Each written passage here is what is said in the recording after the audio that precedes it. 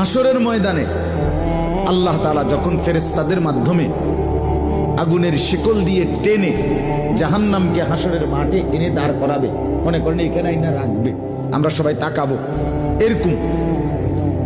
হাসরের মাঠে যখন জাহান্নামকে আনা হবে, এই জাহান্নামের দিকে এক নজর তাকাইয়া হাসরের ময়দানের সমস্ত নাফরমান পাপী বেঈমান আবারও বলবে আল্লাহর কাছে, রব্বানা আখিরনা ইলা আজালিন করিব, আল্লাহ একটু সময়ের জন্য দুনিয়াটা আবার ফেরত দেন,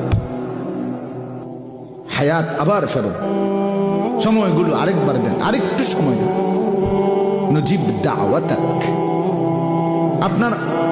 আপনার সব কথা তখন মেনে নেব, ওয়ানাত্তাবিউর রুসুল, আপনার রসুলদের আনুগত্য করব। আল্লাহ বলবেন না, না বান্দা, এখান থেকে কাউকে আর ফেরত না।